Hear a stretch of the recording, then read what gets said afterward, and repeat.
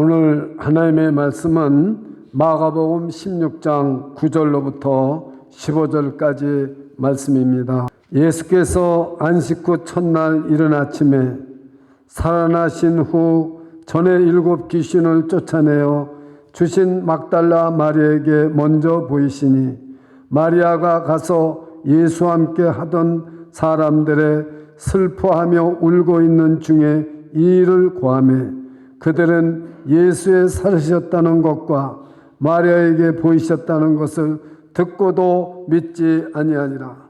그 후에 저희 중 2 사람이 걸어서 시골로 갈 때 예수께서 다른 모양으로 저에게 나타나시니 2 사람이 가서 남은 제자들에게 구하였으되 역시 믿지 아니하니라. 그 후에 11 제자가 음식 먹을 때 예수께서 저에게 나타나사 저의 믿음 없는 것과 마음이 완악한 것을 꾸짖으시니 이는 자기의 살아난 것을 본 자들의 말을 믿지 아니함일러라. 또 가라사대 너희는 온 천하에 다니며 만민에게 복음을 전파하라. 아멘. 오늘은 참 기쁜 날입니다. 예수님이 십자가에서 우리 죄를 대신해서 죽으시고 부활하셔서 우리 죄를 다 용서하셨을 뿐만 아니라 예수 그리스도의 새 생명을 우리에게 주셔서 이제는 죽음도 두렵지 않고 어떤 고난도 다 통과할 수 있는 그런 놀라운 능력과 은혜를 우리에게 주신 줄 믿습니다. 그런데 이 부활을 믿기가 얼마나 어려운지 몰라요. 제가 아침 새벽에도 참 연합 예배를 드리면서 하나님이 주신 은혜가 너무나 컸습니다. 근데 오늘 여기 본문에 보면은 믿지 않더라, 믿지 않더라, 믿지 않더라 3번이나 나왔어 있어요. 여기 안식 후 첫날에 다시 말하면 예수님이 십자가에서 못 박혀 돌아가시고 그 이튿날은 이 안식일 날입니다. 그리고 그 다음 날에 새벽에 예수님의 시체를 보러 간 것입니다. 오늘 16장 1절에 볼 것 같으면은 막달라 마리아뿐만이 아니라 여러 여인들이 바로 향품을 가지고 예수님 시체에 향품을 넣으러 간 것이에요. 부활을 보러 간 것이 아닙니다.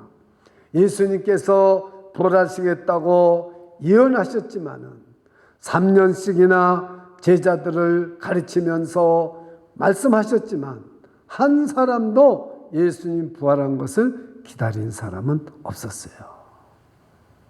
근데 가보니까 무덤에 돌이 없어졌어요. 그리고 그 안은 텅 비어 있었어요. 근데 여러분, 많은 사람들이 무덤이 비었으니까 부활한 것이 증거다, 믿어야 된다고 그랬지만 여러분, 부활하신 주님을 만났다고 해도 믿지 않아요. 빈 무덤 보고 믿겠어요. 근데 이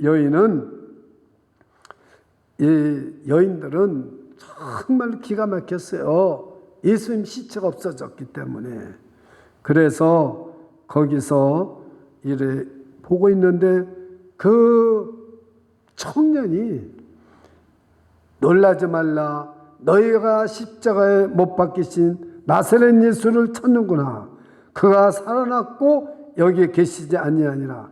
보라, 그를 두었던 곳이니라고 보여줬어요. 그래서 이 여인들이 베드로와 그 제자들에게 가서 알렸습니다. 근데 와서 그 무덤을 보고도 다 돌아갔어요. 근데 이 막달라 마리아 여인은 울면서 거기에 그대로 있었어요. 근데 예수님께서 울고 있는 중에 예수님께서 그 부활하신 모습을 막달라 마리아에게 보여주셨어요. 근데 여기 보십시오. 참 여러분들은 이 말씀을 꼭 기억해야 돼요. 지금 20세기는 남녀가 다 동등하니까 괜찮지만 2000년 전에는요, 여자는 증인이 못 되었습니다. 증인이 안 됐어요. 여자가 무슨 말을 하든지 여자 말하는 건 증인으로 채택을 못 했어요. 이게 사실입니다. 근데 부활하신 예수님이 하필이면은 그 여인에게 부활하신 것을 먼저 보여줬을까? 아니, 제자들도 얼마나든지 많은데, 아니, 그것도 예루살렘에 똑똑하고 정말 누구든지 인정해 줄 수 있는 증인으로 세울 수 있는 사람이 얼마든지 있을 텐데, 그것도 귀신 들린, 그래서 정신병자였던, 미쳤던 막달라 마리아에게 예수님이 부활한 걸 보여줬는데 누가 그 말을 믿겠습니까? 이거는요, 빈무덤보다 더한 거예요. 이 성경은 있는 그대들을 무슨 이 부활을 증거하려고 쓴 게 아닙니다. 있는 그대로 모습을 기록한 거예요. 우리가 이 점을 생각해야 됩니다. 근데요, 그 다음 보세요. 11절입니다.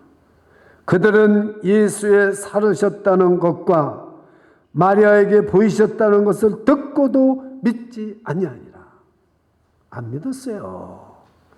여러분, 오늘날 예수 그리스도가 부활한 걸 믿는다는 사람은 큰 은혜가 임한 거예요. 예수 부활이 믿어지는 것은. 우리가 예수 그리스도가 십자가에서 죽으시고 부활했다는 거 믿어지는 것이 고린도 교인들도 어려웠어요. 그래 고린도전서 15장을 바울 사도가 써서 보낸 거예요. 그 고린도전서 15장은 세 파트로 나눠져 있어요. 예수 그리스도의 부활 1절부터 11절, 12절부터 34절 예수 그리스도가 부활한 뜻이 무엇인가, 그 다음 35절부터 58절까지가 부활이란 내용이 무엇인가를 써놓은 거예요. 자, 그 다음 보세요. 엠마오로 가는 두 제자가 예수님과 함께 걸어가시다가 눈이 밝아져서 예수님이 눈을 주고 마음문을 열어주니까 마음이 뜨거워져가지고 예수가 보였어요. 그래서 도로 그 밤에 예루살렘에 가서 제자들에게 말했어요. 다 같이 한번 읽어보세요. 제자들에 가서 실직은 막달라 마리아가 아니라 두 사람의 제자가 부활하신 예수님을 보고 가서 말했어요. 그때 어떤 반응이 오는가? 13절 같이 읽어보세요.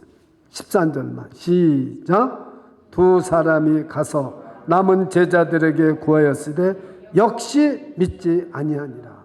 역시 믿지 아니하니라. 또 안 믿었어요. 역시 안 믿었어요. 여러분, 저는요, 이 본문을 연구하면서 그렇구나. 저는요, 목사가 예수님 부활한 걸 믿는다고 해도 고백은 저렇게 하겠지. 진짜 저 목사가 믿을까? 장로, 권사, 집사, 또 믿음 좋다는 사람들이 예수님 부활한 걸 믿고 고백하고 해요. 그 진짜 믿을까? 저는 의심하는 게 아니라 걱정이 된다는 거예요. 그리고 제 자신을 살펴봤어요. 내가 2022년 1년 우리 교회에 기도하면서 1년 표가 부활의 산소망으로 살자. 그렇게 했는데 정말 우리 교인들이 부활의 산소망으로 산다면 생활이 달라져요. 생각이 달라져요. 말이 달라져요. 삶이 달라집니다. 그래서 저는 하루도 안 빼놓고 기도합니다. 부활의 산소망으로 산다는 거. 왜? 바로 여기 본문을 보세요. 안 믿어요. 역시 믿지 않더라. 아니, 막달라 마리아 말을 안 믿는 것은 이해가 갑니다. 귀신 들렸다가 난 여자 말 누가 믿으려고 하겠어요.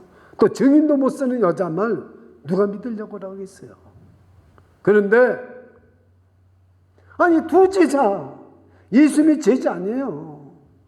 그 사람들이 와서 말하는데도 그 제자들조차 안 믿어요. 역시 믿지 아니하다. 그럼 두 번 들었어요. 세 번째 믿지 아니하다라는 말 나와요. 14절입니다. 그 후에 11 제자가 음식 먹을 때 예수께서 저에게 나타나사 저의 믿음 없는 것과 마음이 완악한 것을 꾸짖으시니 이는 자기의 살아난 것을 본 자들의 말을 믿지 아니하며 일러라. 도마도 안 믿었어요. 이 자리에 없었다가 나중에 안 믿었어요. 요 고담 나옵니다. 여러분, 부활을 믿는다는 것이 이건 믿어도 되느냐 안 믿어도 되느냐 아니에요. 만약에 저와 여러분들이 부활이 없다면 예수 믿고 제사 받았다는 것도 아무 소용이 없는 거예요. 우리에게는 생명이 없어져요. 천국 못 가요. 지옥에밖에 못 가요. 아무 믿음이 소용없는 거예요. 이만큼 부활이 중요하다는 것을 여러분이 아셔야 돼요. 그래서 저는 오늘 이 시간 내가 부활이 진정으로 믿어지지 않는 사람은 오늘 이 말씀을 잘 듣고 예수님이 십자가에서 죽으시고 내 죄 때문에 죽으시고 부활하는 사실을 믿어서 부활 생명, 영생 그걸 가지고 승리하는 삶을 살아갈 수 있기를 축원합니다. 축원합니다. 그래서 이 15절이 중요한 거예요. 그래서 15절이 중요한 것입니다. 보십시오. 제가 읽어드리겠습니다. 또 가라사대 너희는 온 천에 다니며 만민에게 복음을 전파하라. 이게 여러분 앞뒤가 맞습니까? 안 맞습니까? 말씀이 안 맞아요. 아니 부활도 안 믿는데 너희는 온 천하에 다니면서 만민에게 복음을 전파하라. 이게 말이 됩니까? 부활은 믿습니다. 예수님 부활하신 거 믿습니다. 이래서 만민에게 복음을 전파라고 그래도 될까 말까 한데 안 믿는데 역시 안 믿고 아니 본 사람 말도 안 믿고 그런데 어떻게 여러분 이것을 전파라고 그러실까?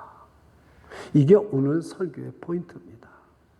만민에게 부활의 복음을 전파하라. 이것이 오늘 부활주일에 우리가 깨달아야 될 문제다 그 말입니다. 이게 참 중요한 거예요. 자, 아침에 설교를 들으신 분들은 오늘 이 말씀이 무엇인가 깨달는 데 좀 도움이 되실 거예요. 다는 아니지만 여러분 진짜 내 안에 부활신앙이 있느냐 없느냐는 제가 아침에 다 말 못했어요. 오늘 진짜 이 시간에 이제 말을 할 거예요. 잘 들으셔야 됩니다. 첫째 여러분 어떻게 해서 마리아에게 그 여인에게 보여줬을까? 그것을 해답을 얻어야 돼요. 어째서 저 여인에게 저 형편없는 증인도 못 쓸 여인에게 예수님은 먼저 나타나 보여주셨을까? 그 다음에 두 제자가 부활하신 예수님을 믿고 와서 또 내가 부활하신 예수님을 봤다고 만났다고 하는데도 역시 믿지 않는 그 제자들에게 예수님은 어떻게 해서 천하 만민에게 부활의 복음을 전하라고 어떻게 맡길 수 있느냐? 이걸 여러분 깨달으면은 부활신앙이 나에게 엄청나게 크게 들어올 수 있습니다. 이 비밀을, 이 역설적인 비밀입니다. 이 비밀을 우리가 깨달아야 되는 것입니다. 여러분, 저는 그 비밀을 어떻게 깨달았냐면 이렇게 깨달았어요. 마태복음 다 같이 28장 아시는 말씀이고 여러분이 암송하는 말씀이지만은 여러분 다 같이 한번 마태복음 끝절 28장 20절을 우리 다 같이 한번 읽겠습니다. 여러분 그냥 듣기만 해도 됩니다. 자, 마태복음 28장 20절입니다. 내가 너에게 분반 모든 것을 가르쳐 지키게 하라. 볼지어다 내가 세상 끝날까지 너희와 항상 함께 있으리라 하시니라. 할렐루야. 이 부족하기 짝이 없는 제자들이지만 그러나 첫 번째 예수님께서 저 사람들이 세상 끝날까지 함께 하실 것이기 때문에 만민에게 복음을, 이 부활의 복음을 전파라고 말씀하신 거예요. 믿으십니까? 이게 비밀입니다. 저와 여러분도 마찬가지예요. 우리가 부족합니다. 우리는 반쪽밖에 안 되는 순종을 하도 하나님께서는 완전히 순종한 사람으로 이루어 주셔서 더 큰 상급을 우리에게 주시는 분이 바로 우리 하나님이신 것을 믿으시기를 축원합니다. 자, 여러분들이 잘 아시는 시편 23편 보세요. 여호와는 나의 목자시니 내게 부족함이 없으리로다. 그런데 그 가운데쯤 내려가서 내가 사망의 음침한 골짜기를 다닐지라도 해를 두려워하지 아니할 것은 주께서 나와 함께 하심이라. 주의 지팡이와 막대기가 날 안위하시나이다 그랬습니다. 여호와가 나의 목자신데 나를 푸른 주상 실만 물가로 인도하시는데 어쩌자고 하나님이 그 사망의 음침한 골짜기로 우리를 다니도록 하면서 하나님은 막대기로 우리를 안해 주실까? 여러분, 양을 기르는 사람들은요, 그 양들을 항상 풀이 많고 물이 있는 좋은 곳으로 인도하는 게 아니래요. 깊은 사망의 음침한 골짜기로 데리고 간대요. 왜냐하면 목자들은 풀이 어디에 좋은 게 있는지를 아니까. 근데 깊고 깊은 사망의 음침한 골짜기를 가게 하는 거예요.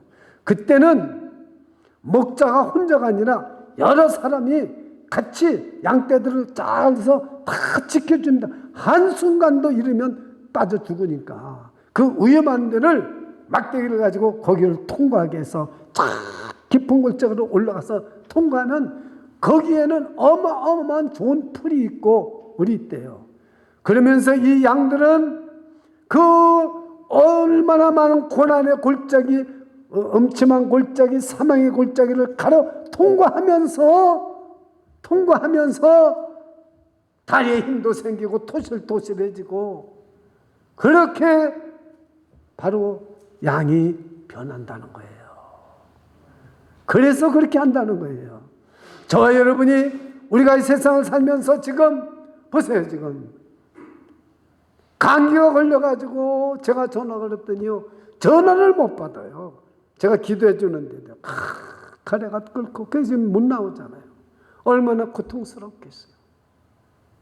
여러분, 지금 육신의 고통 때문에 얼마나 고통받는 사람들이 많이 있겠어요. 그러나 여러분, 우리에게 부활하신 주님이 지금 여기 있는 말씀은, 마태복음 28장 20절의 말씀은 우리를 위해서 십자가에 주시고 부활하셔서 내가 세상 끝날까지 임마누엘로 함께 하신다는 거죠. 첫째, 이 비밀은 임마누엘로 함께 하시기 때문에 그 부족한 제자들에게 온 천하에 다니며 만민에게 복음을 전파라고 명령을 하신 걸 믿으시기 바랍니다. 우리가, 저와 여러분이 아무리 고난과 어려움이 있더라도 그때일수록 주님이 더 우리와 가까이 하신다는 사실을 믿으시기를 축원합니다. 그렇기 때문에 우리에게 어떤 고난과 어려움이 있어도 우리는 반드시 승리하고 통과할 수 있는 것이죠. 임마누엘의 주님을 함께 하시는 걸 믿고 부활의 신앙이 단단하게 심어지고 각인되고 순종하고 나갈 수 있다는 사실을 믿으시기를 축원합니다. 그래서 부활신앙 가진 사람은 행동이 달라져요. 사고방식이 틀려져요. 삶이 틀려져요. 제가 아침에 설교해서 들은 분이 이게 무슨 뜻인가 했어요. 그러니까 제 2탄이에요. 오늘 부활절. 여러분, 예배를 한번 제대로 예배답게 드려보지 못하고 우리 인생의 삶도 한번 행복하게 삶 자체를 살아보지 못하고 내가 하는 일에 기쁨 하나 가지고 세상을 살지 못하고 똑같이 근심 걱정하면서 제대로 하는 게 없이 살아요. 그러다 죽어요. 왜 없어요? 부활신앙이 없기 때문에 그런 거예요. 그 사망의 음천만 골짜기를 겨냥나온 사람은 달라요. 가장을 여러분 중요시 여겨야 됩니다. 가정의 가장. 여러분이 만약에 백악관에 가서 일하면 대통령을 중요하게 생각해야 돼요. 사회에 가서 일하면 사회에 가서 회사에 일하면 사장이나 회장을 중요하게 여겨야 돼요. 그렇지만 거기서 살아남지 못하는 거예요. 우리가 예수 그리스도를 믿으면 십자가에서 죽으시고 부활하신 예수님을 소중히 여기고 그 주님이 나를 지금 거느리시고 이 남은 인생을 살아간다고 생각할 때 우리는 행복이 넘치고 기쁨이 넘치고 자신이 있고 달라져요. 생각이 달라지고 말이 달라지고 행동이 달라집니다. 예배하는 모습이 달라져요. 이게 부활신앙 가진 거예요. 임마누엘로 함께 하시기 때문에 그 부족한 제자들을 온 천하에 다니면서 만민에게 복음을 전하라고 하신 거예요. 믿어지십니까? 이게 부활신앙이 나에게 들어온 거예요. 입으로는 부활 믿습니다. 교리적으로. 그러나 자기 고백이 진실한가 한번 생각해 보세요. 자기 자신을 한번 보세요. 내가 세상에서 삶이나 가정에서 삶이나 교회에서 예배드리는 삶이나 봉사하는 삶이나 같은가? 아닙니다. 두 번째, 여러분, 이 구원이나 선교나 전도가 누가 여러분 주도적으로 하고 계시냐? 부활하신 예수님이 주도적으로 하고 계세요. 사도행전 보세요. 우리 기도 모임하자. 우리 복음 전에게, 우리 교회 부흥되게 기도 모임하자. 기도 모임하고 나가서 전했습니까? No! 사도행전을 100번, 1000번을 읽어가면서 연구를 해봐도 그게 하나도 없어요. 스테반이 돌로 맞아 죽으니까 온 핍박이 임하니까 그냥 계획이 어디 있습니까? 뿔뿔이해져서 전했더니 거기에 성령이 임하고 교회가 다 세워지고 그렇게 된 거예요. 여러분, 전도나 선교에 여러분 주권자 인도하는 분은 누구냐? 부활하신 예수님인 줄 믿으시기 바랍니다. 구원도 내가 여러분 영접해서 구원받는 게 아니에요. 주님이 은혜를 주셔야 구원을 받는 것입니다. 믿으십니까? 이것이 두 번째 비밀이에요. 뭐 교회 부흥합시다 기도하고 뭐지 기도하지 말라는 건 아니야. 그런다고 되는 게 아니야. 주님이 주도적으로 하셔야 교회 부흥도 일어나고 주님이 주도적으로 해야 선교도 되는 거예요. 그런데 인본주의로 하려고 그러지 마세요. 여러분 가정 주님이 복을 주시고 능력을 주셔서 여러분 가정 인도할 때 여호와 일의 축복 모든 일이 이루어지는 거지. 주님이 안 하시면 우리 힘으로 해야 돼요. 저는 그걸 이 사순절 기간에 깨달았어요. 내 힘으로 되는 게 없구나. 내 힘으로 되는 게 없어요. 저와 여러분의 건강 내 이름으로 되는 것 같죠? 내가 조심해서 하고 엑서사이즈 하고.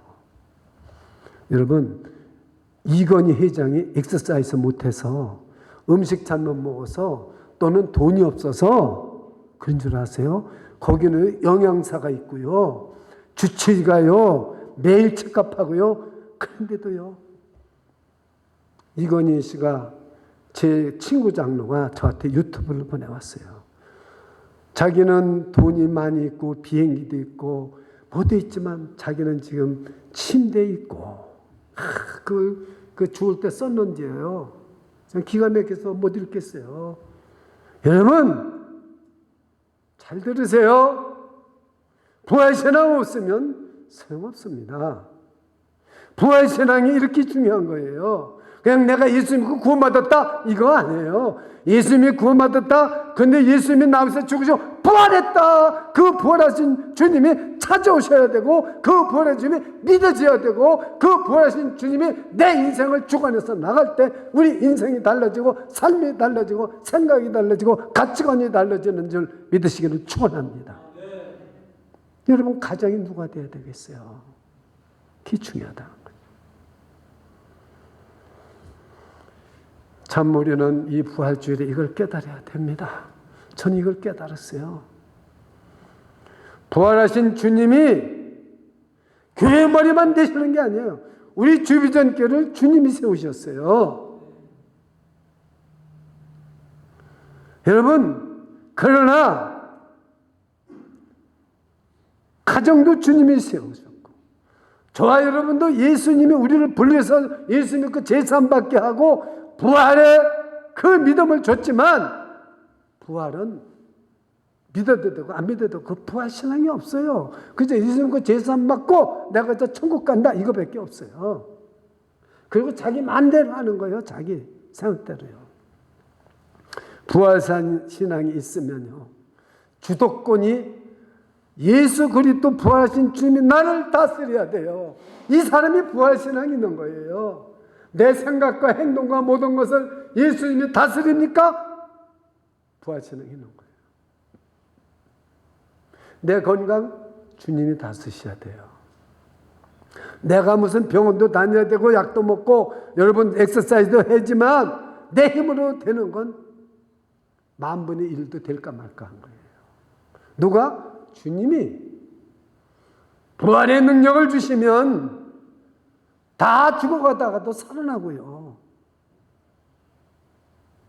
참 놀라운 역사가 일어나는 거예요. 이것을 오늘 우리에게 깨닫게 해주는 거예요. 그렇기 때문에 그 믿지도 않는 자들을 나는 그것이 풀어지지 않는 거예요. 이 믿지 않는 자들을 왜 주님 이웃 사람들 보고 너는 천하 만민에게 복음을 전하라고 하느냐. 어떻게 생각하면 우리 교회 목사님들이나 우리 교회 성도님들한테 복음 전하는 게 제자들보다 낫지. 부활을 얼마나 잘 믿는데 안 믿어. 역시 안 믿어. 믿지 않더라. 그런데 이들한테 시키잖아요. 왜? 주님이 할 수 있기 때문에. 첫째는 임마누엘로 주님이 할 것이고 두 번째는 주님이 할 것이기 때문에 이것을 우리는 깨달아야 됩니다. 이게 부활신앙이 진짜 들어간 사람이에요. 저는 이 설교가 녹음되고 이 설교가 라이브톡이나 줌으로 다 갔으면 좋겠어요. 이 부활신앙만 있으면 산소만 있으면 죽음도 아무것도 아니고요. 내가 받는 고난 어려움도 아무것도 아니에요. 제가 어떤 분의 간증을 보면서 깜짝 놀랐어요. 안광희 선교사님이라고요. 인도의 선교사님이십니다. 그런데 복음을 전하다가도 인도가 얼마나 무섭게 핍박을 하는지 갔다가 돌아오고. 그런데 제가 셀폰을 저기다 놓고 왔는데 이 셀폰 하나 가지니까 가지 않은 지역에도 연락을 하니까 복음이 전파되고 거기서 예수 믿게 되고 역사가 일어나더라는 거예요. 여러분 누가 주도합니까? 셀폰으로 보지도 못하고 복음 전하는데 거기서 예수 믿고 난리가 나는 거예요. 이 역사가 일어나는 거예요. 하나님이 하시는 거죠. 그러니 뭐 줌으로 예배드린다, 셀폰으로 예배드린다 이거 가지고 여러분 정말 되고 안 되고 그러는 게 아니에요. 그 선교사님 말씀 들으니까 야 여러분 복음만 여기 천하 만민에게 부활의 복음을 전하세요. 그러면은 역사가 일어나는 거예요. 오늘도 여기 약속한 두 분이 있었는데 안 와요. 내가 지금 그 생각했어요. 이분들한테 내가 카톡을 보내야 되겠구나. 앞으로. 밥 먹을 때 카톡 보내면 막 먹으러 오자고 그러고 가자고 그러는데 복음을 거기다 전해야 된다는 거예요. 여러분, 그러니까 여러분 셀폰이 어떻다. 여러분 사순절 동안에 여러분 셀폰 들어와서 새벽 예배를 못 드리고 여러분 무슨 금요예배 못 드릴 수 있게 다 드리는 거예요. 뭐가 없어서 못해요? 바빠서? 아니요. 여러분 백악관에서 대통령이 만나자면 바쁘다고 못 만나겠어요?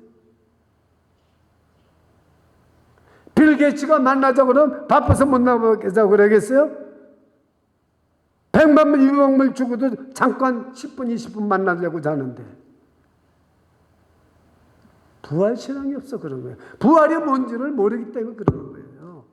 진짜 살아계신 주님이 누군지를 아십니까? 부활신앙이 정말 우리에게 있습니까? 진짜 이게 중요한 것입니다. 부활신앙이 뭔지를 우리가 깨달아야 되는 것입니다. 부활신앙이 세 번째, 첫째는 임마누엘로 주님이 함께 하시기 때문에 부족하지만 저와 여러분도 쓰시는 거예요. 하나님이. 저같이 부족한 사람도 하나님이 왜 쓰세요? 임마누엘로 함께 하시기 때문에 상관없어요. 여러분들도 마찬가지예요. 주님이 쓰시려면은 자격이 부족해서 자격이 있어서 쓰는 사람 하나도 없어요. 자격이 있어서 여러분을 행복하고 여러분을 성공자로 만들지 않으세요. 자격 없어도 괜찮아요. 주님이 함께 할 수 있는 믿음만 있으면 돼요. 주님이 그 마지막 제가 중요한 것은 뭐냐? 순종입니다. 순종. 주님이 말씀하면은 아무리 부족해도 순종하는 자 부활의 능력이 임하고 부활신앙이 임할 수 있어요. 교만한 자 하나님이 버리십니다. 잘 들으셔야 됩니다. 이게 제가 마지막 깨달은 거예요. 저는 하나님이 저에게 말씀하시는 거라면 목숨 걸고 저는 합니다. 그러나 여러분, 사람이 말하는 것은 들을 때도 있고 안 들을 때도 있어요. 여러분, 사람 말 너무 듣지 마세요. 참 1년 표가 뭔지를 알아야 돼요. 1년 표가 뭔지를 알아야 돼요. 이 부활의 신앙이 뭔지를 알아야 돼요. 순종입니다. 순종. 이 제자들은 이 막달라 마리아는 남보다 못할지 몰라요. 똑똑한 것도 못하고 이름도 없고 빛도 없을지는 모르지만 주님이 임마누엘로 함께해서 말씀하시면 들어요. 그래서 천하 만민에게 복음을 전하는데 주님이 맞으셨어요. 사도행전을 보시고 성경 다 보세요. 배신한 가룟 유다만 창자가 터져 죽었고 나머지는 거꾸로 순교하고 목이 쳐서 죽고 다 순교했어요. 다 복음을 전했어요. 믿어주잖아요. 예수님이, 부활하신 주님이 부활신앙을 임마누엘로 함께하면 분명히 순종하겠다 이거예요. 그래서 전하라고 한 거예요. 그러니 저와 여러분이 그런 사람인가 한번 생각해 보세요. 나에게 왜 부활하신 주님이 나타나지 않냐고, 부활하신 주님이 믿어지지 않는가? 순종하지 않을 사람이기 때문에 안 오는 거예요. 이거 오늘 우리 깨닫고 바꿔야 돼요. 내 목숨 걸고 예수 믿고 순종하겠다. 이거 오늘 바뀌어지면 그 사람은 축복받은 사람이야. 부활신앙이 들어올 뿐만 아니라 그때부터는 여러분 인생을 책임져 주시는 거예요. 마지막으로 한 가지 예만 제가 들고 마치겠습니다. 참 가난한 여러분 길가에서 물건을 파는 사람이에요. 근데 3일간의 비밀이라는 간증을 하더라고요. 3일간의 비밀. 참 제가 들어봤어요. 3일간의 그 비밀이 뭔가. 이분은 그저 여러분 가게도 없이 그냥 길가에다 물건 펴놓고 파는 거예요. 노점상처럼. 그런데 너무나도 기뻐하고 너무나도 항상 기자가 가서 물었습니다. 어떻게 해서 이렇게 당신은 늘 기쁩니까? 근심 걱정이 하나도 없습니까? 그랬더니 왜 저라고 근심 걱정이 없겠습니까? 참 근심 걱정이 많습니다. 참 우리는요, 저도 그렇고요, 근심 걱정 참 많아요. 진짜 많아요. 여러분 중에도 근심 걱정 없는 분이 있겠어요? 특별히 자식을 키우는 사람들 보세요. 우리 자식이 건강하게 잘 자랄까?